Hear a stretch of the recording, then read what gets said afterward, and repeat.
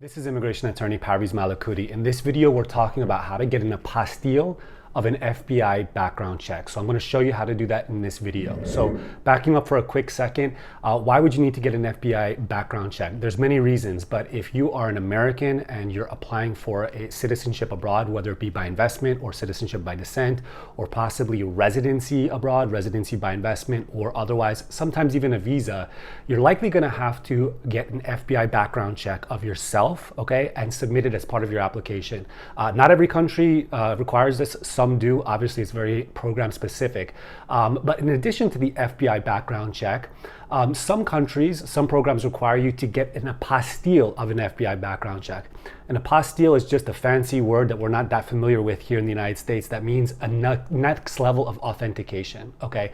So if you want to know how to get an FBI background check, I have another video on that. I'll put a link up right here. But in this video, we're talking about at the moment that you have the FBI background check and you want to get it apostille. Okay, so let's get right into it. Okay, so it's a fairly simple process. Sometimes people get caught up in it, but we're going to go through everything right now. So at this point, you already have the FBI background check, okay? It costs about 70, 80 bucks, as I say in the other video. And you get emailed the FBI background check if you get your fingerprints taken at a US post office. So it comes to you in PDF and then you can print it. So for the apostille, you're going to print the FBI background check, okay? And you're going to get the form DS-4194, which is found on the Department of State website, Office of Authentications. I'm going to make this link number 1 below in the video description, okay? So it is the Department of State that apostilles the FBI background check. So you need this form, DS-4194. It's 2 pages, very simple, fill out the 2 pages. The 3rd page is instructions, okay?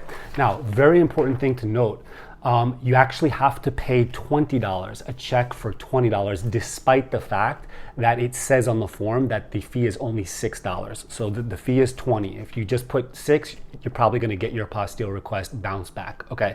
So number 1, we have the FBI background check. Number 2, we have the filled out DS-4194. Okay. And then you have a check. You can write out a check for $20, okay? This one's blank because I don't have any apostille requests to make right now. This is just for this video, okay? And then you need to make a self-addressed envelope, okay? So if you can see here, self-addressed and posted. It says Law Office of Parviz Malakouti. I'm not gonna send this envelope out, so I don't have any postage on it, but imagine that it would have postage on it, 3 or 4 stamps at least, okay? You're gonna include this with the request so that when the office is done authenticating it, they can just slip the FBI background check with the apostille and send it back to you, okay? And then lastly, okay, I send it in a manila envelope, okay? So what I do is, I'm gonna show you right here. I fix these all together. I put the DS-4194 on the top, okay? And then what I do when I send out apostille requests is I make it very clear that the payment is included. The way I do that is paper clipping it to the front.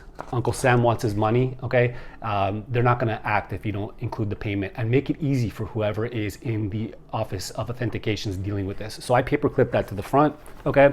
Sometimes I'll slip in the return envelope under the paperclip as well, okay?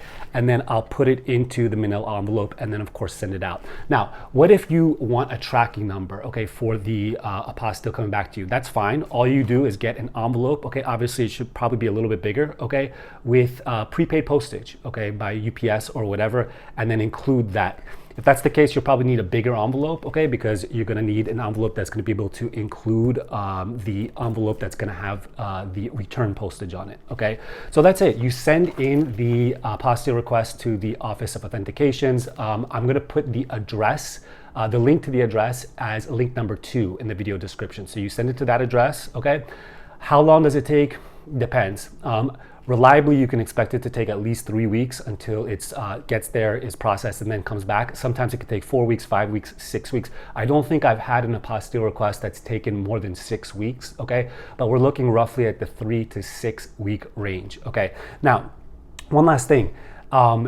This is an FBI background. This is for an FBI background check that has no criminal record. Okay, so if you have an FBI background check with no criminal record, it's only 2 pages. If you have a criminal record, if you've been arrested for something, it's going to be longer than 6 pages. Okay, excuse me, longer than 2 pages. You can still get it apostilled, obviously. However, having the criminal record, just as a side note, could be a bar, prohibition, or cause difficulty for getting the citizenship or residency abroad. If you're in that situation, you definitely want to contact a qualified professional to help you through that. That's something that we do in our office, which is basically screening people for criminal issues and then determining whether they can apply for the foreign immigration benefit, meaning the foreign citizenship or residency, as is, or if possibly there has to be some sort of post-conviction relief done.